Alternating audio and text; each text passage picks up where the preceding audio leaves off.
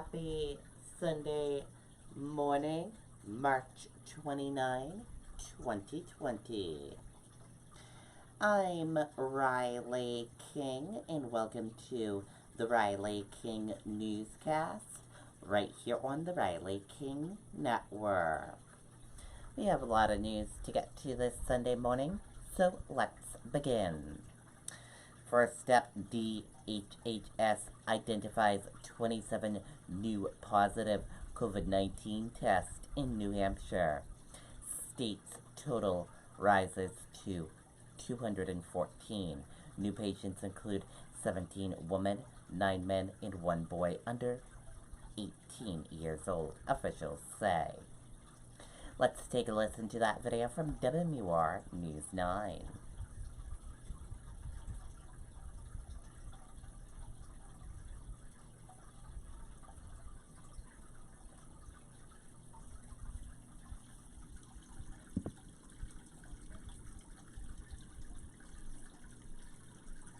Join Girls Inc. of New Hampshire to inspire all girls to be strong, smart, and bold. You can take part in our Girls Inc. 2020 initiative. Well, tonight, 27 new positive test results of COVID-19 in New Hampshire. 26 are adults. 1 is a male under the age of 18. Good evening. Thanks for joining us. I'm Charisse LeClaire. There have now been 214 cases diagnosed here in New Hampshire. Cases are identified in residents of every county but Coos. 8 of the new cases had no identified risk factors of travel or exposure to another confirmed case. Now, across the country, deaths have now surpassed more than 2,000. There are more than 122,000 cases. The 17 states highlighted on this map all have at least 1,000 cases. New York continues to have the most, with more than 44,000. Now, the message continues to be stay home, save lives. Granite Staters now living under coronavirus-related restrictions. New Hampshire's stay-at-home order is in effect until May 4th. The governor now asking travelers from out of state for non-work-related reasons to voluntarily self-quarantine if they plan to stay here for any length of time. Okay, and there you go on that video and that report.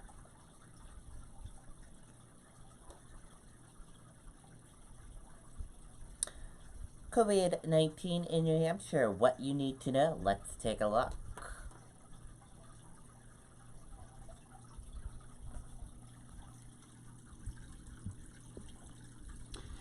$214 number of people in New Hampshire who have tested positive for COVID-19. 660,706 number of people worldwide who have tested positive. 2 number of deaths from COVID-19 in New Hampshire. 33 number of people hospitalized with COVID-19 in New Hampshire. 2,026 number of deaths from COVID-19 in the United States. 0 cases in Coos, 28 cases in Grafton, 8 cases in Carroll, 9 cases in Belknap, 12 cases in Stratford, 14 cases in Merrimack, 2 cases in Sullivan, 2 cases in Cheshire, 53 cases in Hillsborough, and 86 cases in Rockingham. New cases each day in New Hampshire. In the purple are daily new positive COVID-19 cases. In the orange is hospitalizations, and in the red are deaths. There only have been 2 deaths reported in New Hampshire. Common symptoms are fever, cough, and difficult breathing. How it spreads. And prevention tips.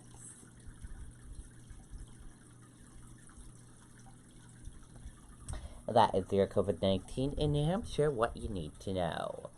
If you want to see that again, we will share the link with you after this broadcast.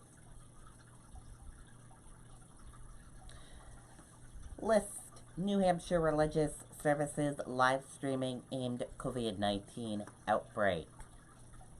As you know, today is Sunday, so many people like going to church on Sundays.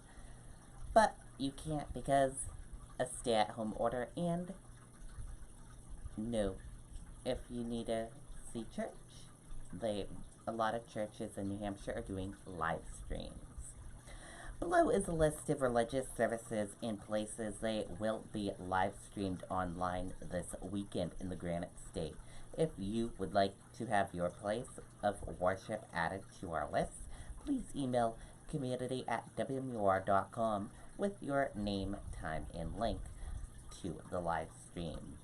And if you want to see the list of churches that will be doing a live stream today, we will share the link with you. Or you can just go to wmur.com and look for a list of New Hampshire Religious Services live stream.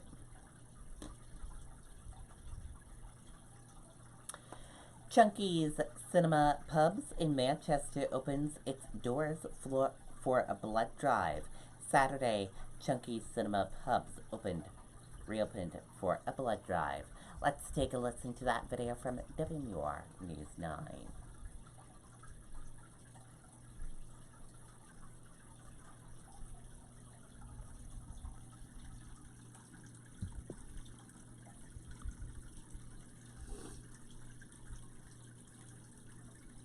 To be strong, smart, and bold. You can take part in our Girls Inc. 2020 initiative.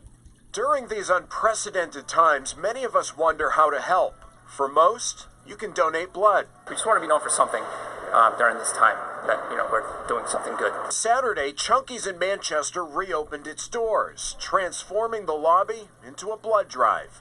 The popcorn was back, along with free admission passes for more than 30 donors. It's been a little depressing around here.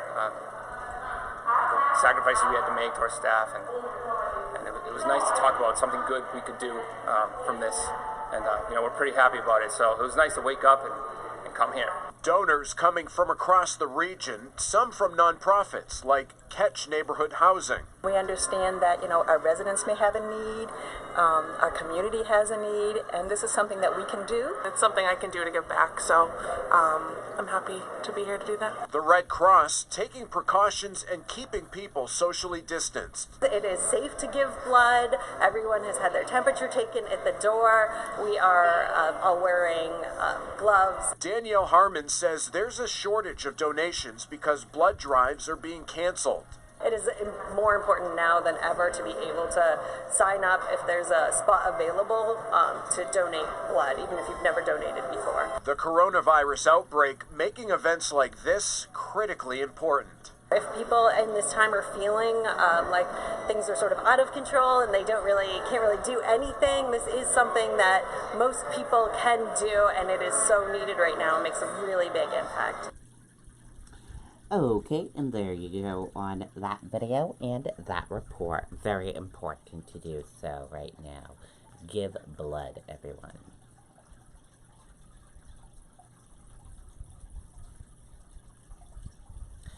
Manchester convenience store robbed, police say.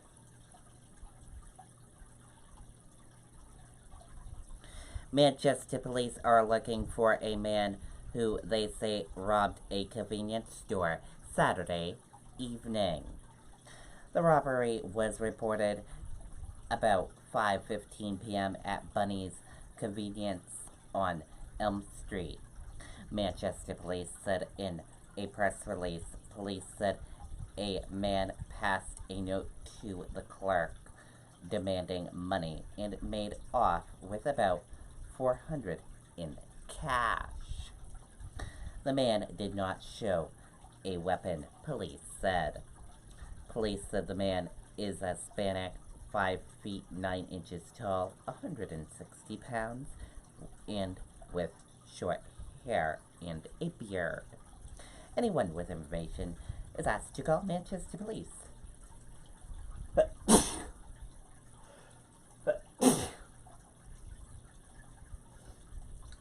Sorry about that, everyone. And the Manchester Police phone number is 603-668-8711.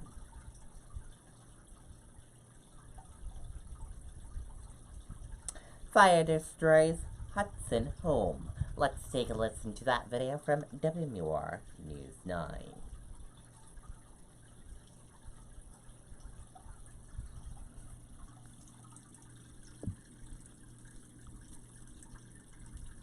First out the door when it matters most. For more than a decade, he's been right there, everywhere. And when American jobs are on the line, he leads the charge. ABC's World News Tonight with David Muir is America's most watched newscast, and we thank you. One home is destroyed and a family cat is dead after a fire in Hudson this morning. It happened on Alvern Drive. Firefighters say 2 people got out safely and no one was hurt. They say the cause was accidental. Okay, and there you go on that video and that report.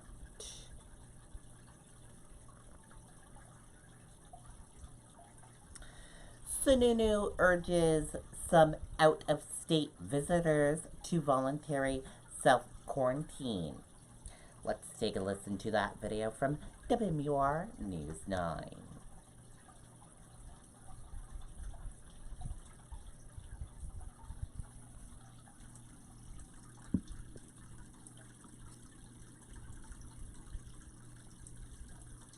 Governor Chris Sununu is also now asking any visitors who arrive from out of state for non-work-related reasons to voluntarily self-quarantine if they plan on staying in the state for an extended period of time.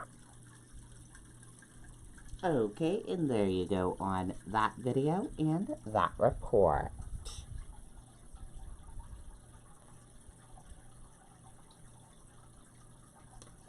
Governor, despite crowded parking lots, state parks will stay open. Sununu says hikers kept a safe distance from each other to avoid spreading coronavirus. Let's take a listen to that video.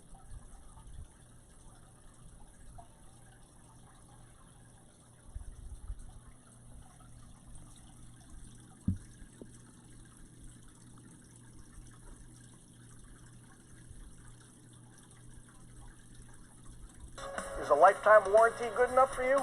And payment options, financing is available, and we accept all credit cards.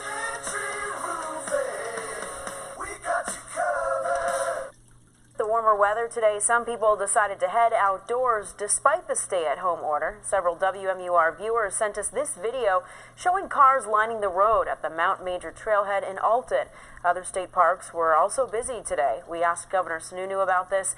While the cars were close together, he says what really matters is that rangers say hikers on the trails themselves were not.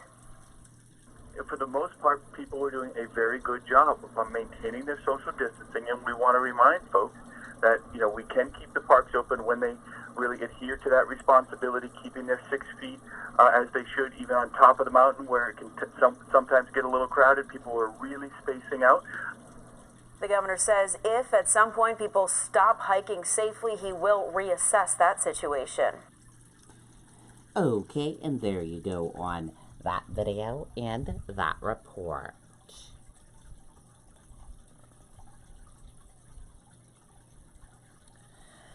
CDC investigating coronavirus death of 17-year-old. Let's take a listen to that video from ABC News.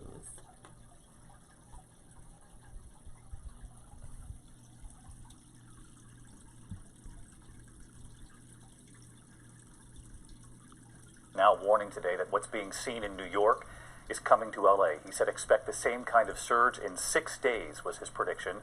Tonight, the families across this country suddenly in crisis with a loved one fighting this, including that Missouri family, 5 members testing positive, the mother and father in the hospital tonight. And we now hear from their grown son.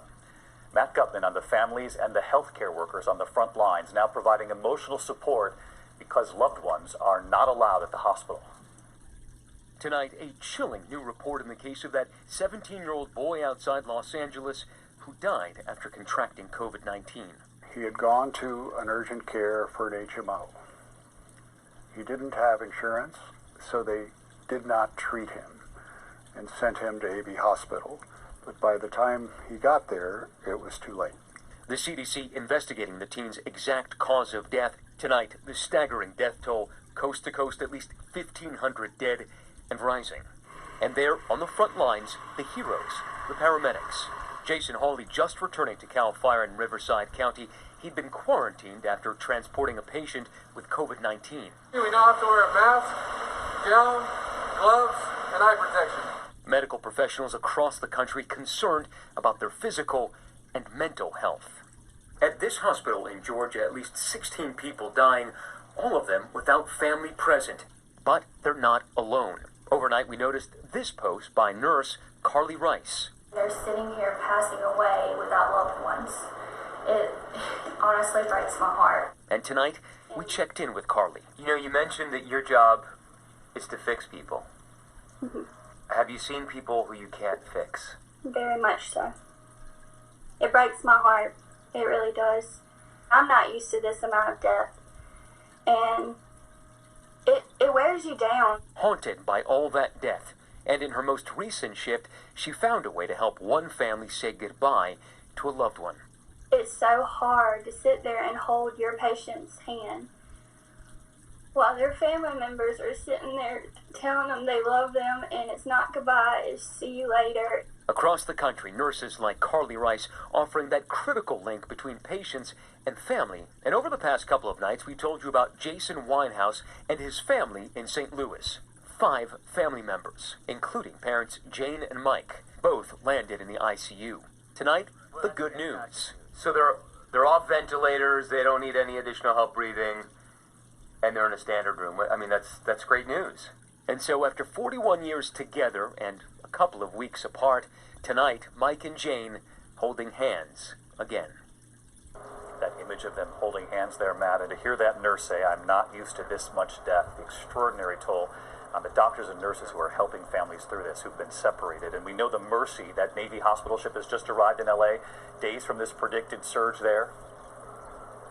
That's right, David. It can accommodate about 1,000 patients, and it looks like they will be needed. The mayor here warning that Los Angeles could look like New York does today in just 5 days. David. All right, Matt Gutman again tonight. Thank you, Matt. Hi, everyone. Okay, and there you go on that video and that report. And that did it for this morning edition of the Riley King Newscast right here on the Riley King Network. Thank you for watching. Have a great rest of your day, and I'll see you back here later on today for another newscast. Goodbye, everyone.